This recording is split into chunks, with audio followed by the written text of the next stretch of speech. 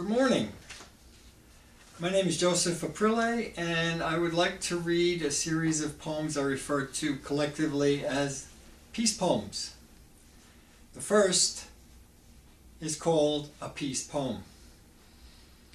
Broken skulls of impassioned warriors adorn the oblique shadows of human history. Cult of death remains pervasive, dying for one's country, dying for the wayward dreams of empire. Empires come and go like a malevolent perennial blossom.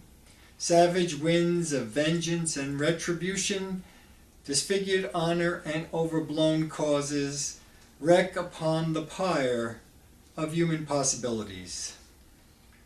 Mothers have lamented over the staggering breadth of generations, the premature loss of husbands and children, to shrill reverberations of the macabre dance of war.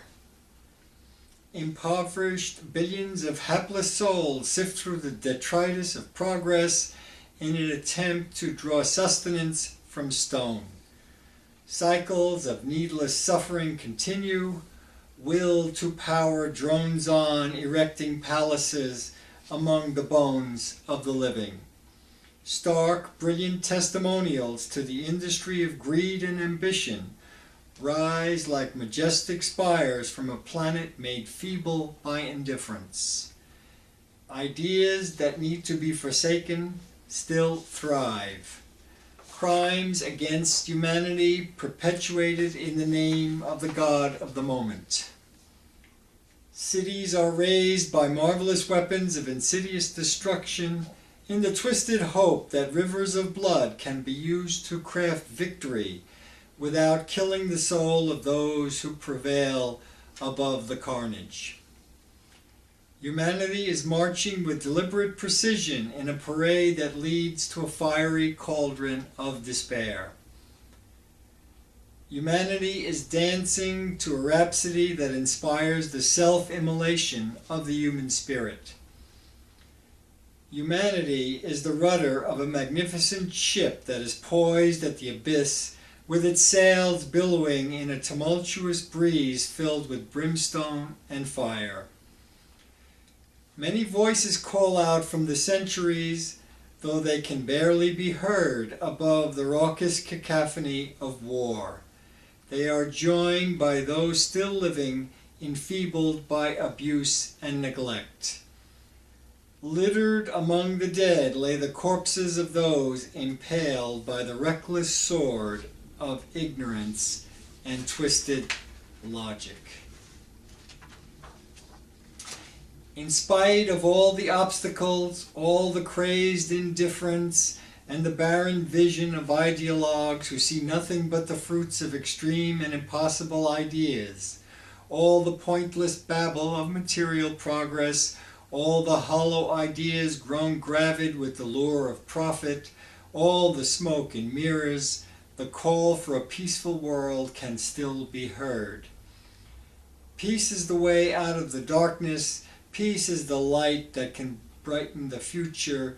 Peace is the path to true human freedom. Only peace can unshackle the spirit from the bonds of history. Only peace can save humankind from the limits of its own conclusions.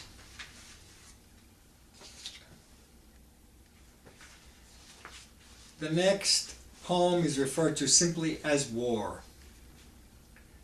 Strident pronouncements from the pulpit of state proclaiming superiority, demanding loyalty, stirring the shimmering cauldron of fear, a tsunami of emotions assaulting the senses. War grinds on, poking desperate holes in the fabric of reason. Humans stand astride the abyss of the damned and plunge without reluctance into the chaos of their own making. War shreds humanity under the staggering weight of bountiful corpses left bloodless, discharged from the living in a torrent of metal and fire. Cycles of endless violence and retribution falling upon the sharpened spikes of hatred, ignorance, fear. War glorifies pitiful death upon the altar of the unrelenting darkness.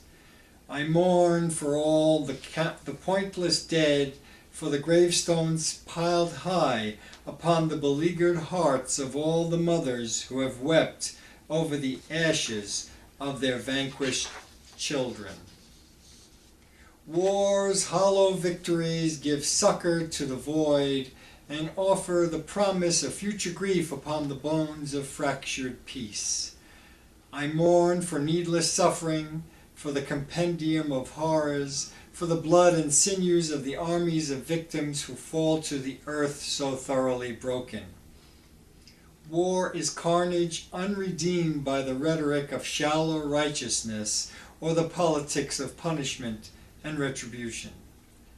I long for a time when peace is no longer a sentiment reserved for the prophets, not just a word used on special occasions, not simply a sweet turn of phrase laced within the rhetoric of the politics of deception, but a way of being within the substance of humanity.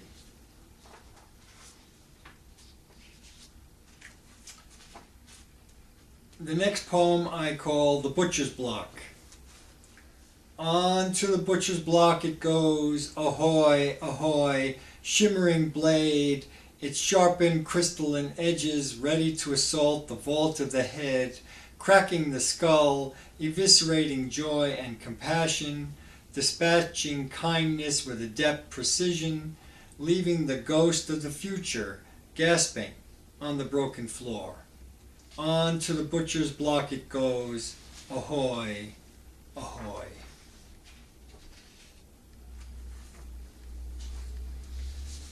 The following is a brief poem with, of course, the same subject.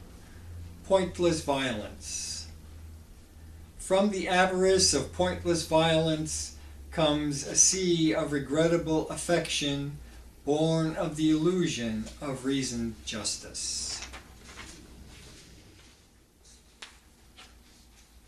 The next one is entitled War, a Definition. Humanity's black hole, ultimate testimonial to human failure, great wheel of despair, end of reason, abyss of the soul, mother's lament, outrageous waste of the possible, assassin of the future. I would finally like to end with a poem I call A Dream of Salvation.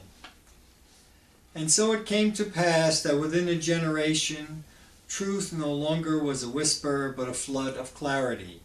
Pain was no longer shunned but shared freely.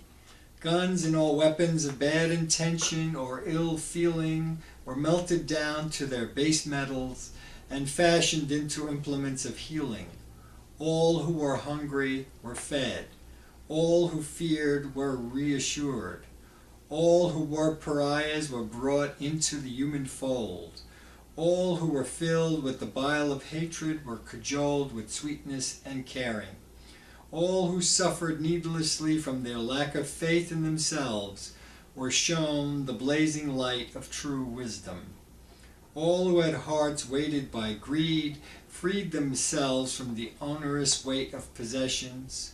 All who loved ignorance were exposed to the rapture and wonder of learning. All who learned to usurp themselves and others with power recognized their own impotence. All who were crippled and torn apart by disease became aware of their true worth. Artists and lovers of knowledge and thought were finally appreciated. All without homes found shelter in the heart of humanity. All who were fractured were made whole. All who were obsessed by race or creed were freed of their limitations. All limited and pernicious ideas fell to oblivion from their own weight. All who would have become demagogues found the life of true service. All ideas born of avarice and rooted in war were finally dead. All embraced all. Well, thank you much for listening, and take care.